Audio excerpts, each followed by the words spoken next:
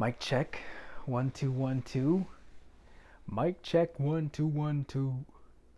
Mic check. 1 2 1 2. John Irie's back to business. Let's get it. Hey. Oh Lord. Okay. I'm gonna hop scotch right into this thing, cause this is something that's been brewing in my mind since Tuesday. What was Tuesday? The 24th. Maybe even before then, yeah, cuz it was Tuesday morning that I'm having a whole conversation with myself in my head. The 23rd.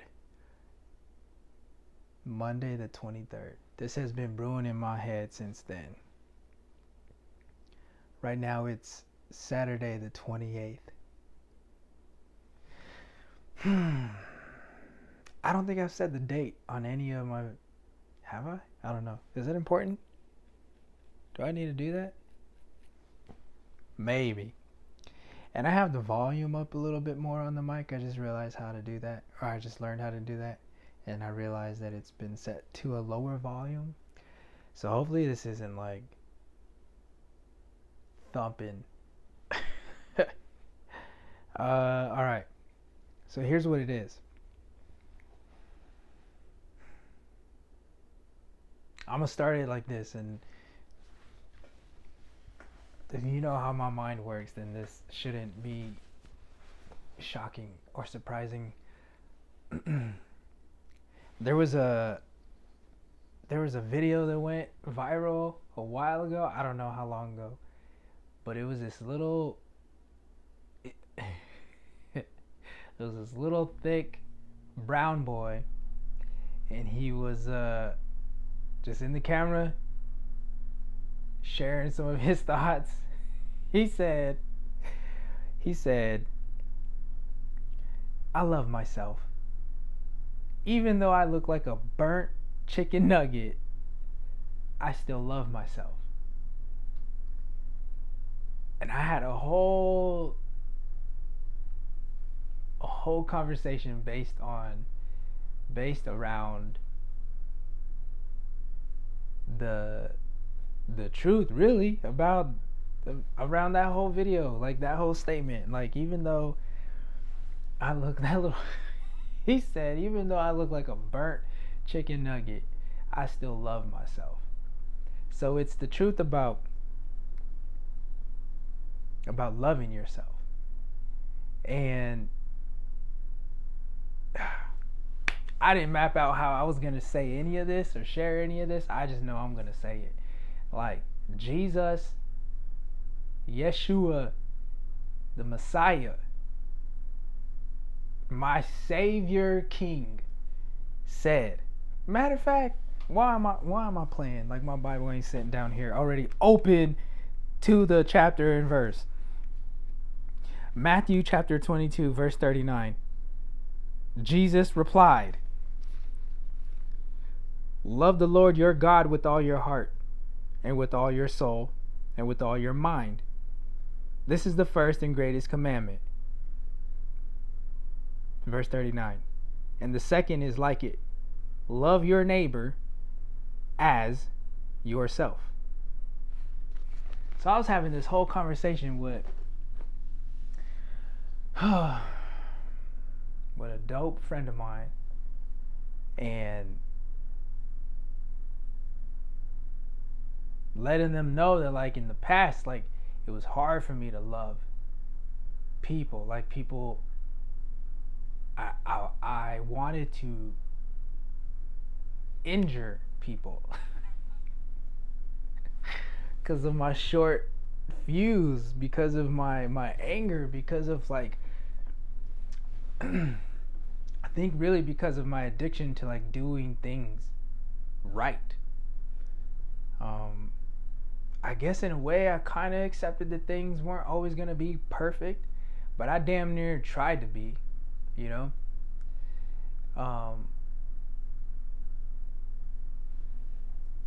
which is wild because Paul even says, like, man, I didn't think I was going to say this. Like Paul said, my righteousness is that of a filthy rag. Now, I've heard it said, I haven't studied this out for myself. However, I've heard it said several times that when Paul's saying that his righteousness is that of a filthy rag, the filthy rag that he's talking about is like dirty menstrual cycle rags. And he's saying that our attempt at doing good, like our good efforts, our attempts at being good enough, self-righteous, like in my mind, I'm thinking like, that's not a bad thing, like wanting to do good, wanting to be good, wanting to be excellent all the time. But when it gets to the point that like, no, I'm gonna be perfect in my own ability, in my own understanding, in my own intellect, in my in my own human efforts, like I'm going to be perfect. And he's like, nah, your good attempts at being perfect actually equal to this, are equivalent to this. And like, so going back to the first thought, like the original thought, like loving myself. Like I used to despise myself. Like my internal dialogue, like I hated myself. I did not like looking at myself in the mirror. There was a good season of life, a good chunk of my life where I would wake up like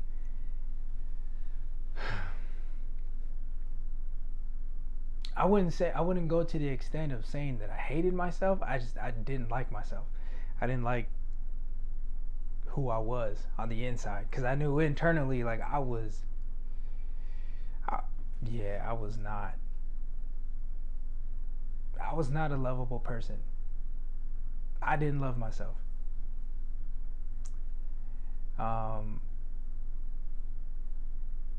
Maybe I should say no. Fuck that. That's how I felt. I wasn't lovable. No one really loves me. No one could ever love me. How can God even love me?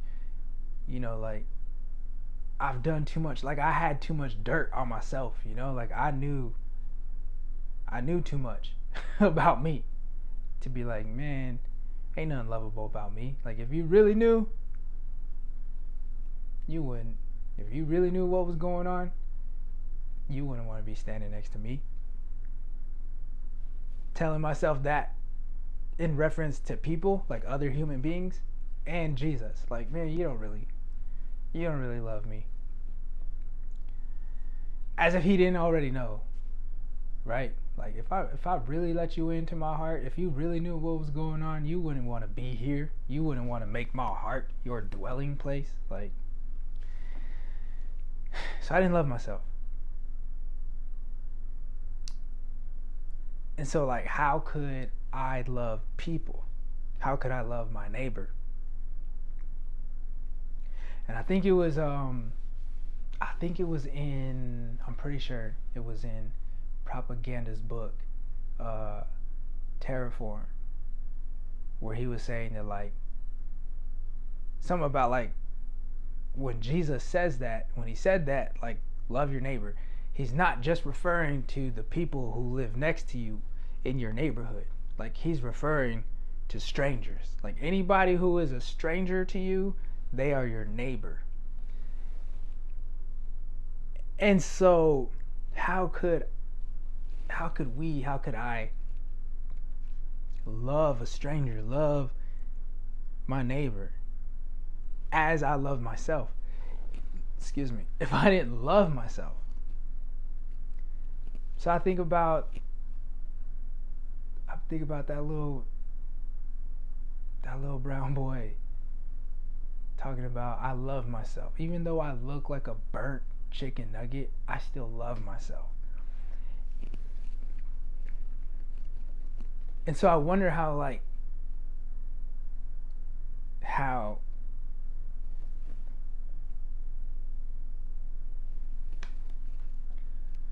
I got a pause. All right. That wasn't a long pause. I actually realized also that my radio is still on. So hopefully all that was recorded verbally, audibly, because my phone was connected to my Bluetooth speaker, but we'll see.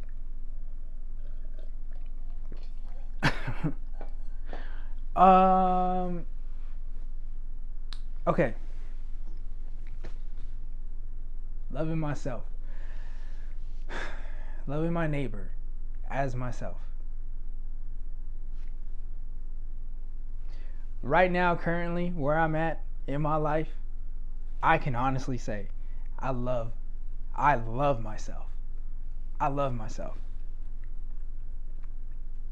Like, even when I was away, I was in shape.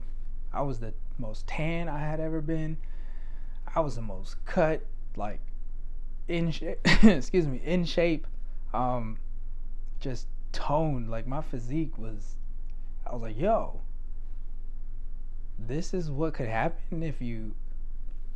This is what could happen if you, like, wake up, work out, eat a little bit of food, read some books, journal, talk to Jesus throughout the entire day,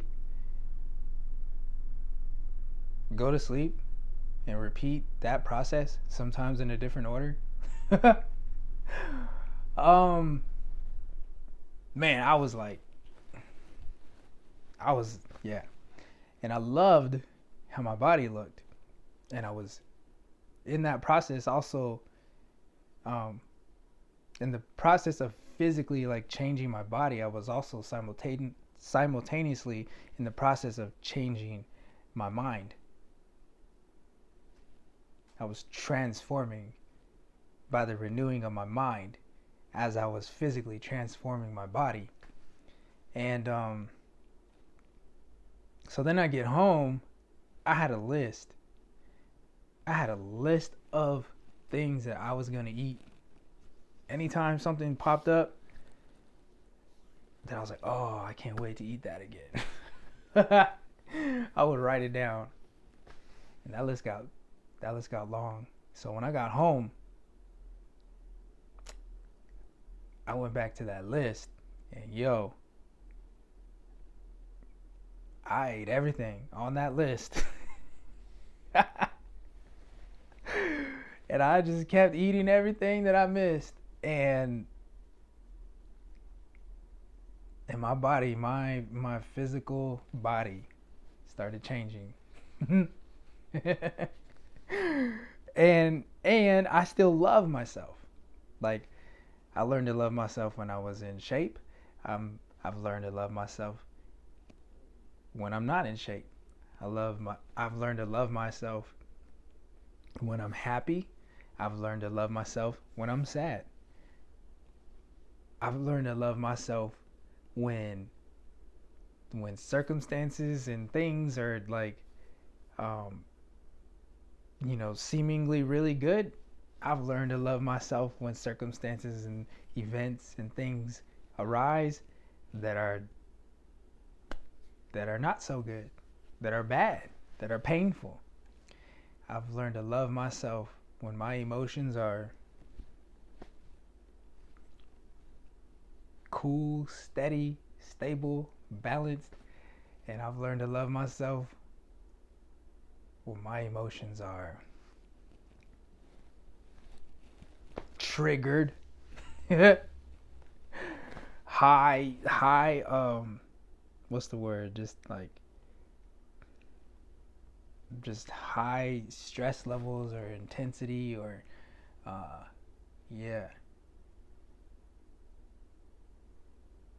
and maybe I'm like making that sound like really glittery, but like in a moment where I'm feeling like shit, where my emotions are like something's happening that's making me feel like shit, and just really down, and especially when I'm really tired. Like when I get really tired physically and I wake up and I'm just like, oh, I feel really sluggish. Like when my mind is weary, like when I'm physically tired and my mind is like, feeling like a zombie, like I start thinking really depressive thoughts, and like that can spiral real quick.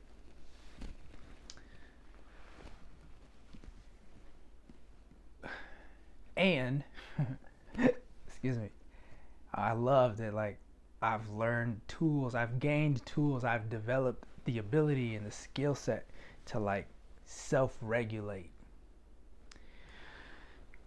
and be like, okay, something's out of balance, something's feeling a little off, and taking inventory of all that, and just going down the list of like, okay, what is, yeah, just taking inventory of myself internally, self-regulating, and then readjusting, recalibrating, and then successfully continuing on throughout the day. I love myself. Do I always do that like right away? No. Do I do it perfectly all the time? No. Like, do I don't know, is wake up feeling sluggish, so I wake up feeling good, and then something pops up, a memory or something that like triggers an emotion or something someone says, and I'm right back to like, well, damn,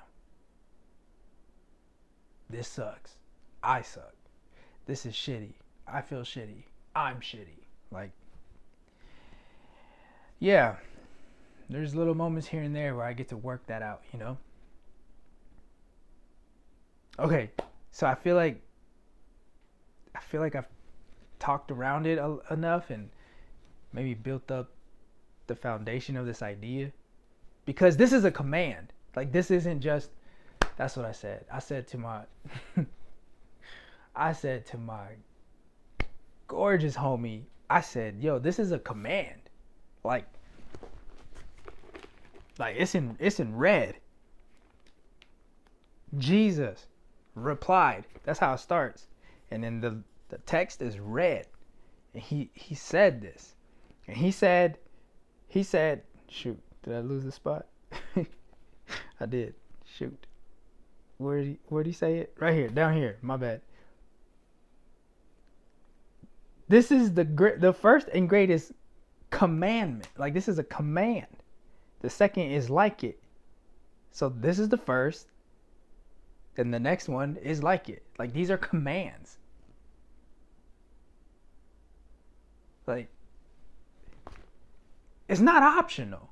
It's non-negotiable. Like, did I say that word right? Non-negotiable. You can't make no deals about this. Like, you can't make no side offers about this. Like, this is a command. So how can I fulfill this command? Loving my neighbor, loving a stranger like I love myself. If I don't love myself, how do I love myself? How do I love myself? I thought there was like a second part to that, but how do I love myself? How do I fulfill that command? How do I love God? What does that mean? How? Well, I was journaling this, and this is the whole reason why I wanted to talk about this, is because I was journaling. This cord, either I set my chair in a different spot, or this cord just seems very short. I thought I had a little more slack than this. Anyway, I was journaling. This is my journal, my second journal of the year. First half of the year was in one journal, second half of the year is in this one, and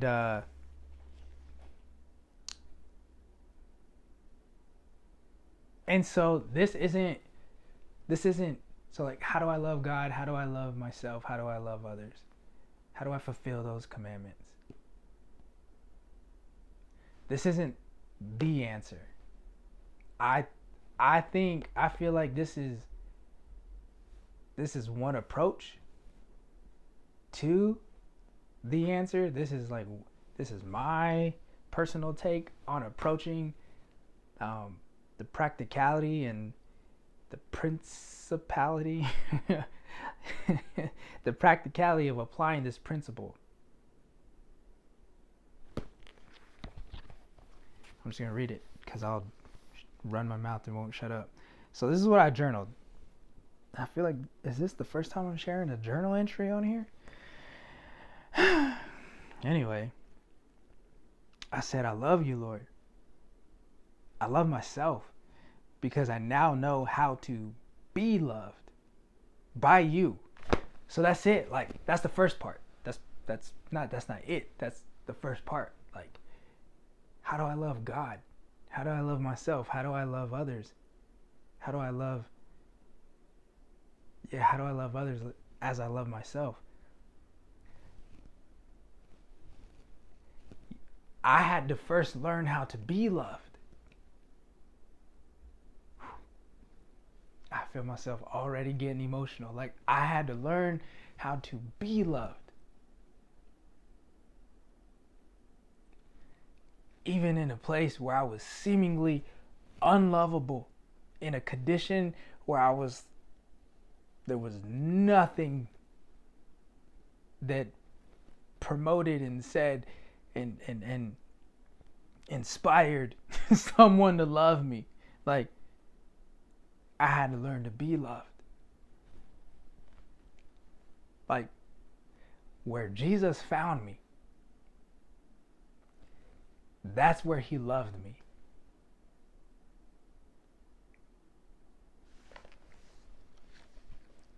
Had to learn to be loved. And I feel like we get, as humans, like we're so like, people hurt us. People who are supposed to love us and take care of us or guard us and protect us, and people who we're close to and people who we trust, like people who say love us and who we say we love them. Like, it only takes like one time, maybe two, possibly three times for that person to hurt you, and you're like, man, you don't love me. And then it takes only one more time or two more times, maybe three more times, maybe a little more than that, more times after that person, and you experience another individual, another human being, who you're like, man, you don't love me. And it's like, man, don't nobody love me. And you just convince yourself, like, man, I'm not deserving of love. Like, how can anyone love me? Like, you know. And so when I was in a place where I was like, yeah, how can anyone love me now? How can anyone look at me and say, I love you? Jesus.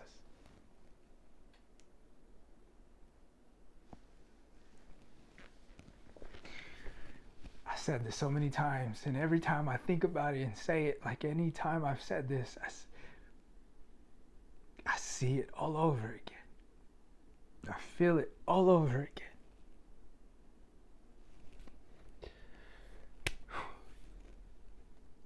Because I'm sitting in this place with my head down in the darkest, ugliest pit of shame and regret.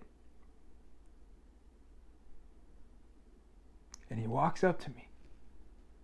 The good shepherd walks up to me, and it was like he put his hands on the sides of my face, and he said, hey, I know this hurts.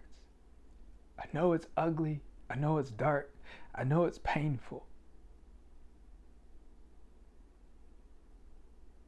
And most of all, you put yourself here. Like, your decision making put you here.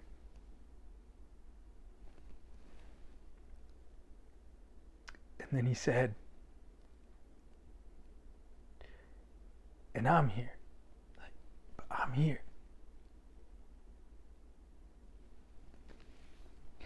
And I looked deep into the eyes of truth. Like I looked deep into the eyes of mercy. I looked deep into the eyes of grace.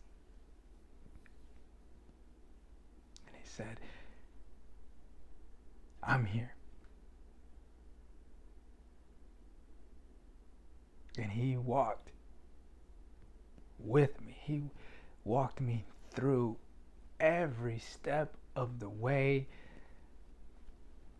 of the most painful journey.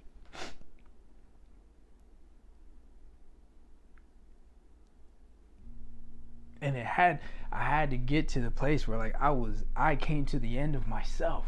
I came to the end of my strength. I came to the end of my understanding. I came to the end of my ability to take control and manipulate situations and circumstances. And I came to the end of me.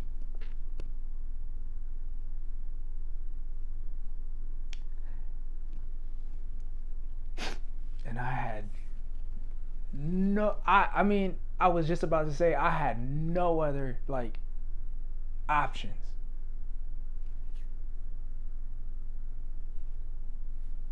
But that's not entirely true. I did have another option. I had another option to like allow myself to sink deep into that place, like despair and sorrow and pain and regret and shame and all that. Like I could have chosen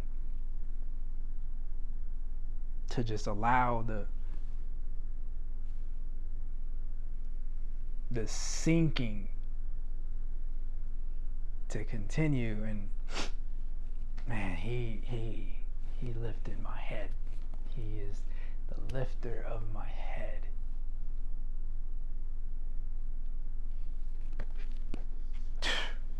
That's just the first part of this. I love you, Lord. I love myself because I now know how to be loved by you. Knowing I'm unconditionally and recklessly loved keeps me in a position of surrender. And when I got done writing that, I stopped writing for a second and I said, wait, what? It was almost like I wrote that without even knowing why I wrote it. Whoa. This part. Knowing I'm unconditionally and recklessly loved keeps me in a position of surrender. That part keeps me in a position of surrender. I was like, what? Honestly, I paused and I was like, why did I write that? Sounds crazy now, repeating it. But I sat there and I like pondered it and I was just like listening, and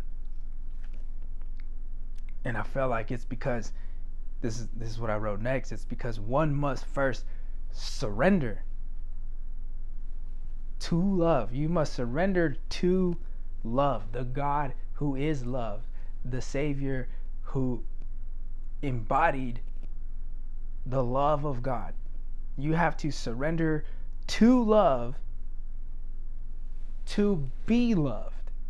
Like surrender everything of like that makes you you. I had to surrender everything that, man, my successes, my awards, my achievements, my accomplishments, my like whatevers, the whatevers, that if you pile them up and stack them up next to knowing him and knowing that I'm known and loved by him, like it's a pile of manure.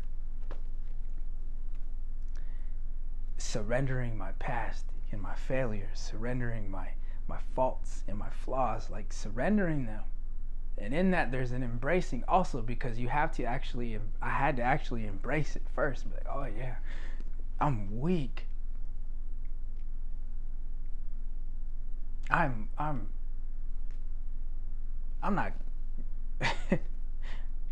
oh yeah, I'm dust. I am nothing but dust. And here's all the flaws, and here's all of the dirt. And I am surrendering it to you. And what I've learned is that he's a pro when it comes to dirt. He is a expert at knowing what to do with dirt. And I gave it all to him. So one must first surrender to love to be loved. And then I thanked him. I said, thank you for loving me back to life.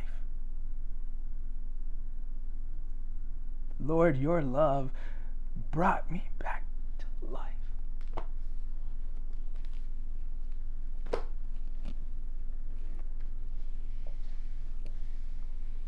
Golly.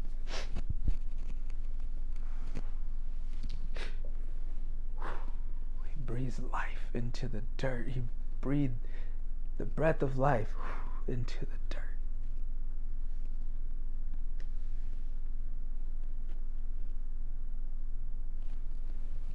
Golly.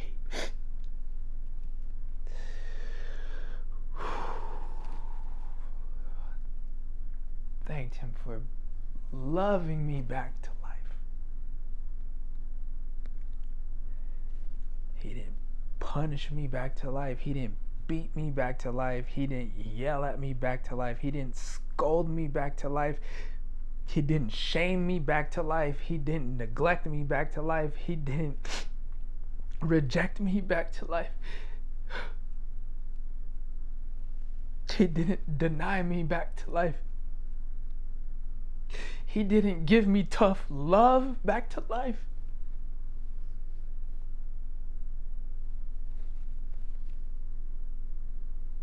He held me in his hands.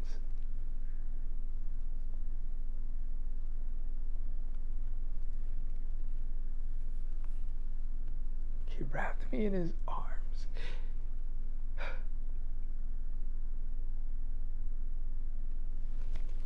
He held me, pulled me in close.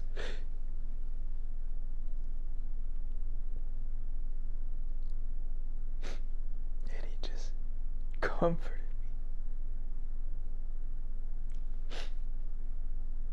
me and reminded me that I've always been loved. It reminded me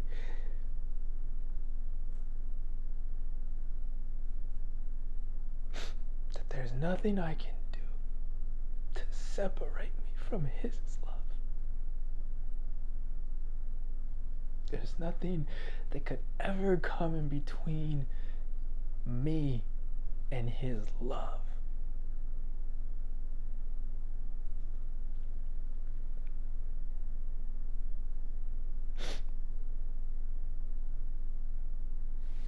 He loved me back to life.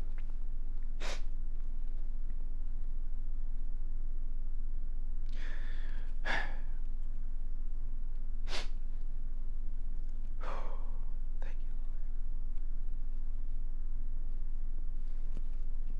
you.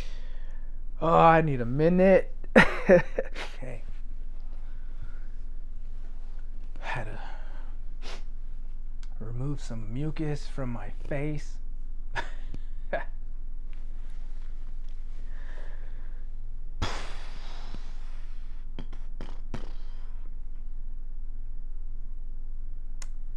He loved me back to life.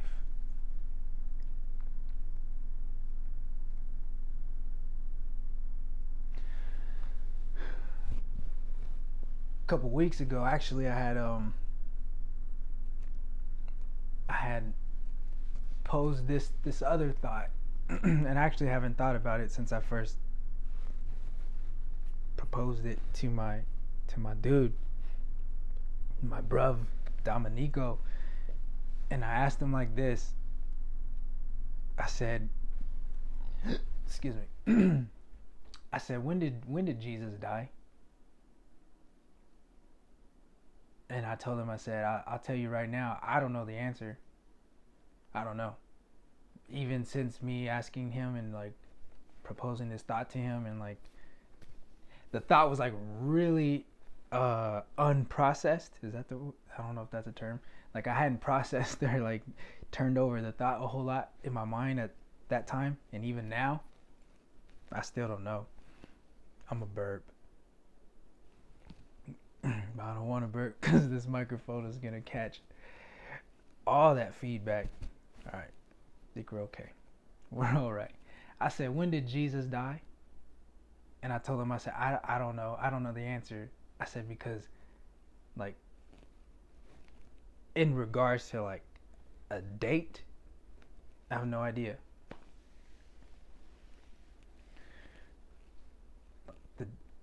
The day, yeah, the day of the week, but I mean, like, the date, the month, the year, no clue. I didn't think I was gonna say this or share this part, but I want to make sure I get it right. I said I have no idea in terms of the date when he died.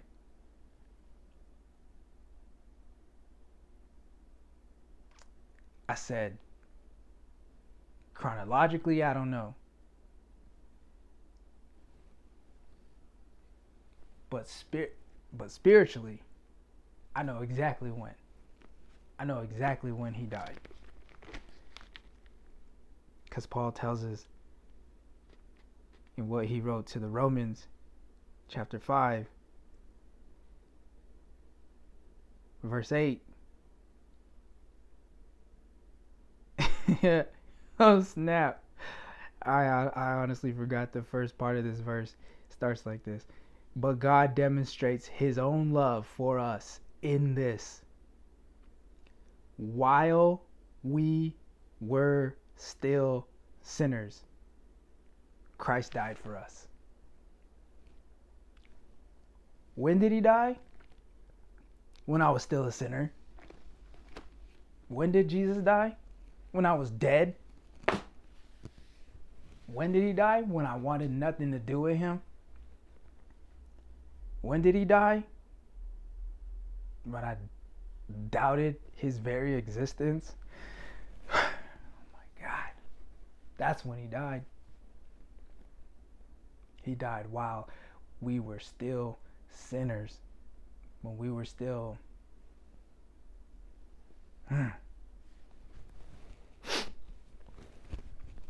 He died when I was giving him the finger with my decisions and my actions and my behaviors and my addictive thought patterns, like not wanting to change anything about what I was doing. And even then, that's when he died, while I was still a sinner, while I was still dead in my sin. That's when he died. And he did it to demonstrate the Father's love for me.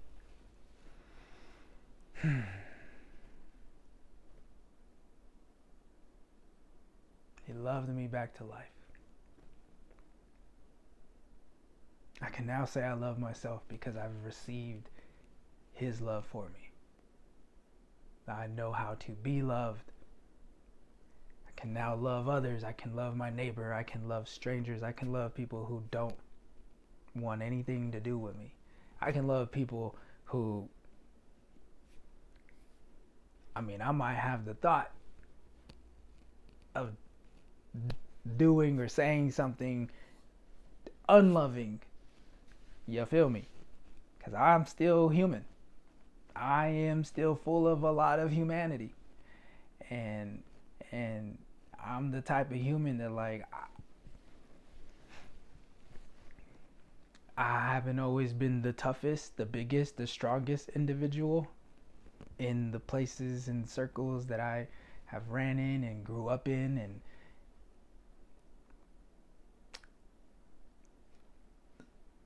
but I was one of them dudes. I'll say this.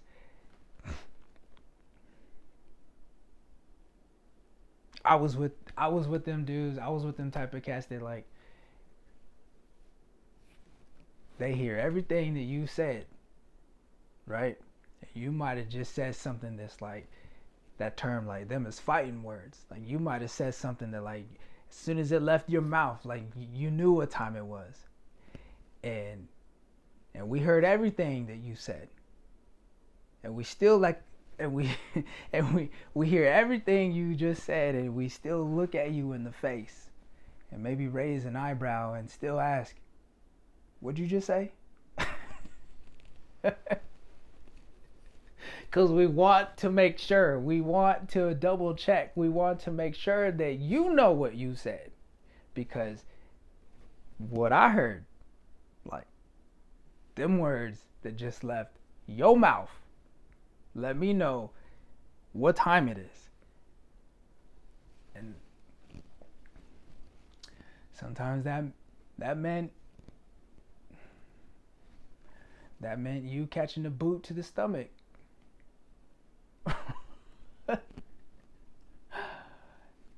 And so, love, right? Love, being loved back to life, and him saying like, yeah, man, I know what you're capable of. They hurt you, I know. They said something about you, I know. They turned their back on, I know. They putting this on your neck, I know. He's like, I know. And he said, and it's like he's saying, Jesus is like, believe me. Believe me when I say that I know. Jesus knows. Because while he was dying for me, he could have brought down every angel from heaven. He could have called on every hood angel in heaven for backup and could have been like, yo, pull up on these fools like they don't know who they messing with. But he stayed on that cross and he died because he was demonstrating the love of the Father.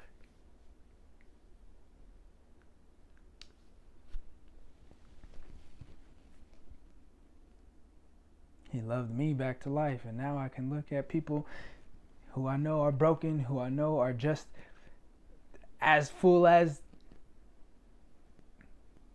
they are full of as much humanity as I am, and I can be like, man, I love you.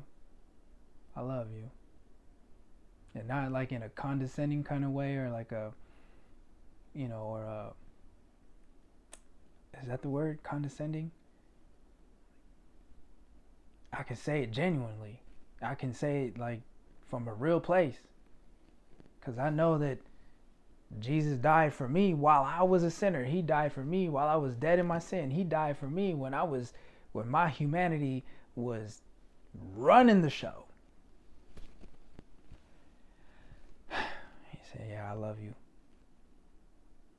Okay. This is the last little bit. The last piece of this. So for those of us who are thinking or asking, like, man, how do I allow myself to be loved? How do I bring my dirt? How do I surrender to love? How do I say, here's my dirt, now love me? Because that's not simple. It's not something that I can like give a 1, 2, 3 ABC, like do this and yo, like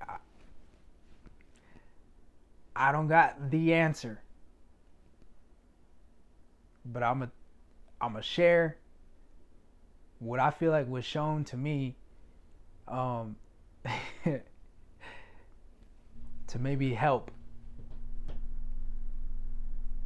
And it's this, like, I love how God, like, I read a book called Whisper. This book, I can't remember the author's name. I think his name was Mark Patterson. Maybe his first name wasn't even Mark. I might have just made that up. I apologize to the author of this book, Whisper. So it was about all the different ways in like how God speaks. You know, like he speaks to everyone individually, differently, And sometimes like that's through dreams, and that, you know, a lot of times it's through other people. A lot of people, you know, get prophetic words, and I mean, one of the main ways he speaks is his word. So if you want to know how to hear from God, like, you gotta be in his word, because when he speaks, he's not gonna say anything that does not line up with his word. The big homie Tim Ross says it like this. He said he sounds like what he said. So if you ain't in his word, you ain't really gonna know what he sound like, because he's gonna sound like what he said. So you gotta be in that book. So I say that because, like, one way that he speaks to me individually, uniquely, is through movies. And so when I was in my time in the morning and sitting and chilling and talking with Jesus, and I was journaling all this, and then I was like, cool, yeah, write that all down. And maybe I should even turn to it, because for the receipts, I have in parentheses Sandlot, and in quotes next to it I have just put your glove up in the air. So if you don't know the movie Sandlot, Jesus Still Loves You, okay? And you got to go watch Sandlot, because you're not gonna know if you don't know. So there's this scene where Smalls is trying to play baseball with the homies who ball out at the Sandlot, and he sucks at first. He's really bad, and he has like a really whack glove and a hat with a giant AF bill, and and Benny is like, yo man, like, here's my glove, here's an extra hat, and come out and play and come out and ball out with us, you know, tomorrow, whatever. And he's still sucking. Like, he can't throw the ball, he can't catch the ball, he don't really, like, he just don't have the skill to be able to play baseball. But he loves it. He loves it. He loves watching baseball. He loves the sport. And or maybe he doesn't. Did he start off liking baseball? He liked doing, like, he liked building things. He had what I guess they were called like erecta sets. They're like old school Lego kind of things. And his mom was like, yo, go out and make friends. And he was like, I'm not good at anything. He said, I'm just an egghead. And his mom was like, you're always gonna be an egghead with an attitude like that. And so he gets out there, right? And I'm gonna come back to that. I said that for a reason. So he's fast forward, he's out there, and Benny's like, he's like hitting the ball, and all the other dudes are fielding it. You know, he's hitting it.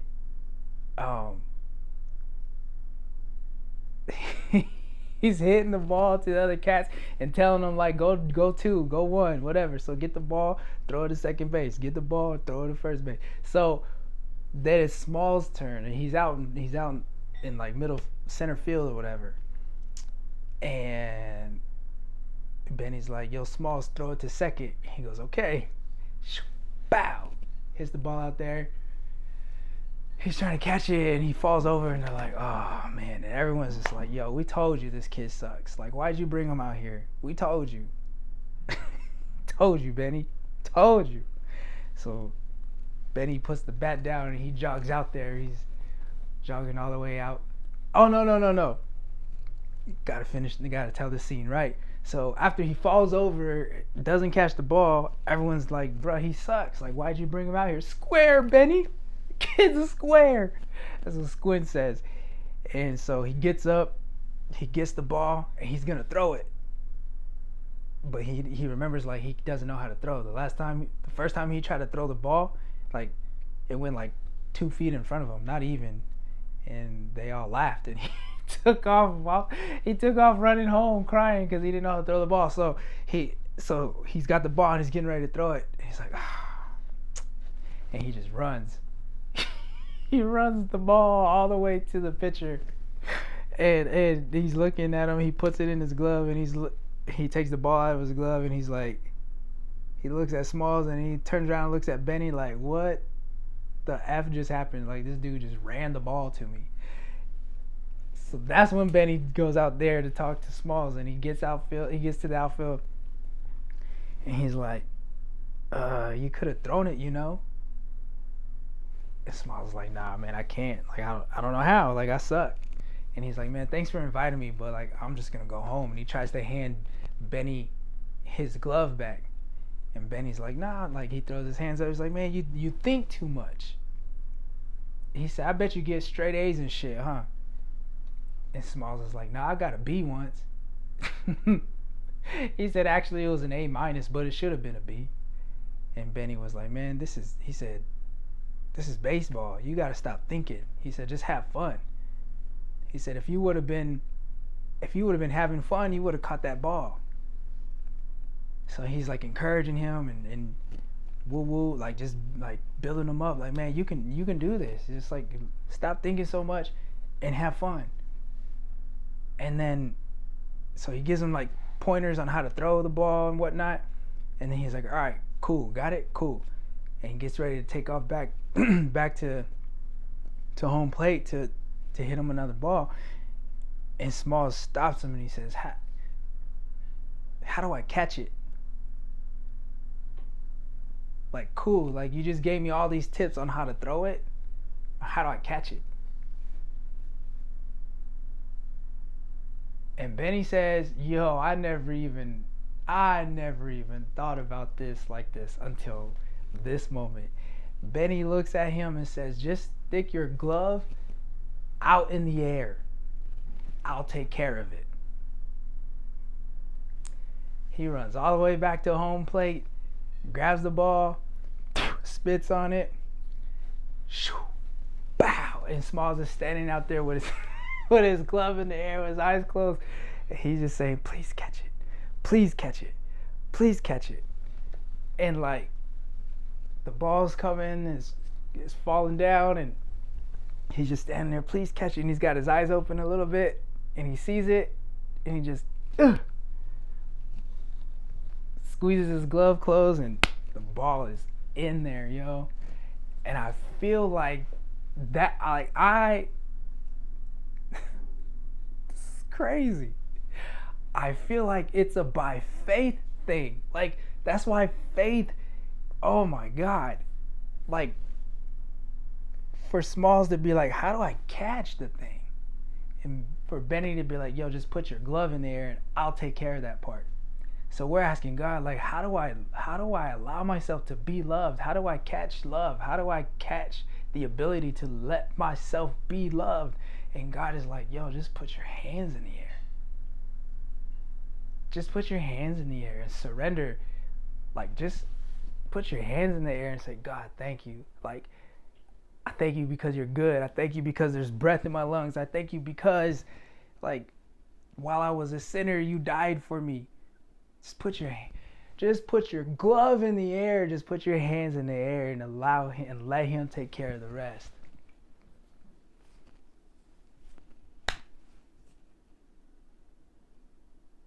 It's impossible to please him without faith. Like, you have to have faith that he first exists, that he is who he says he is, and that he will do the things that he promises that he will do. And if he said it, he'll do it. Benny said, put your glove in the air and I'll take care of it. He promised it and he did it.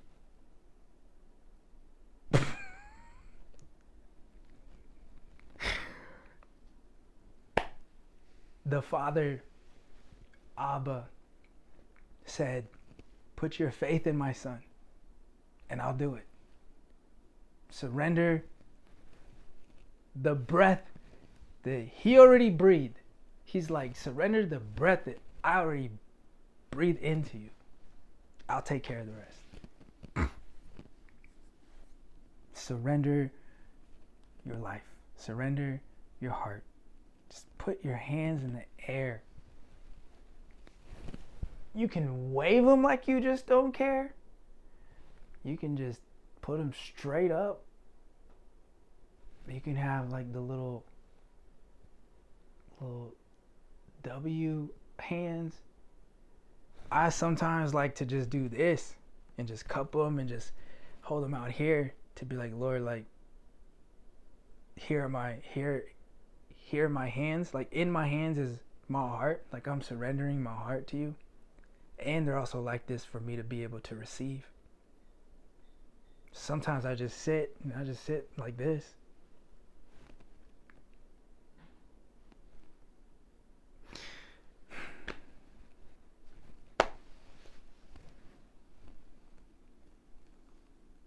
Hope that helps.